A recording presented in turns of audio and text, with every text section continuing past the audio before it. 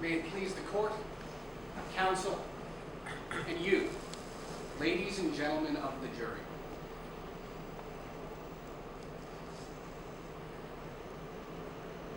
This is a case about unanswered questions.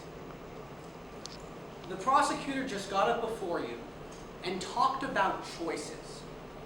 But ladies and gentlemen, I want to redirect your attention from the choices they claim that Danny Dawson made to the choices that these prosecutors have made today. Members of the jury, they've taken a car accident and they haven't chosen to call it reckless driving.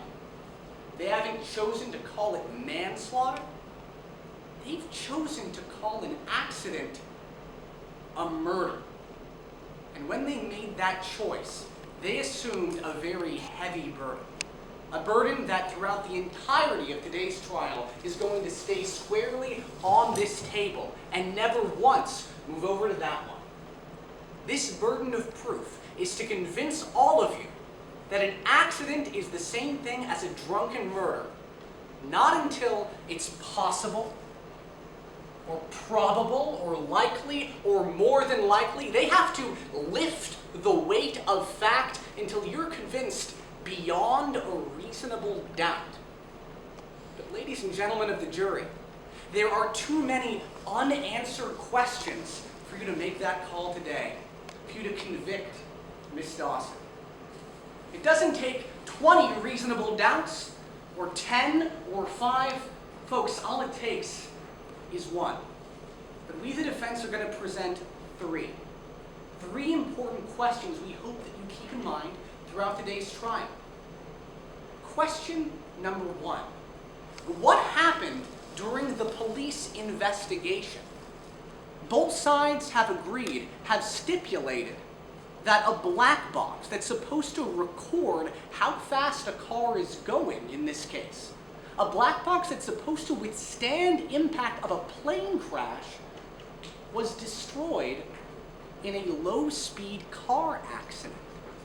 We're going to call an accident reconstructionist to the stand, an expert witness named Leslie Roman. And what Mr. Roman will discuss to you today is that investigation, that these inconsistencies show a police force that has now brought a charge that's simply too high, that there's too many questions, that the field sobriety test you heard the prosecutors just mention may not have even happened at all. That's going to lead us to our second question. How much did Danny Dawson truly have to drink on the night in question? Folks, we admit it. Danny Dawson did drink alcohol and then drive a car. We're not going to hide that from you. In fact, we're going to call the bartender who served those drinks to the witness stand.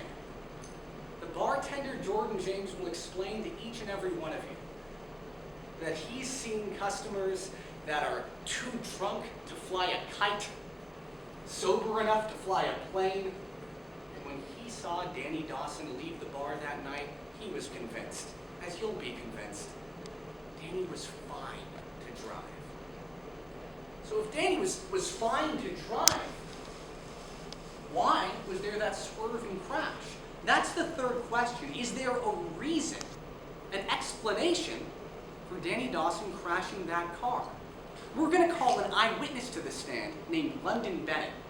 Mr. Bennett saw the whole accident take place right on his front porch.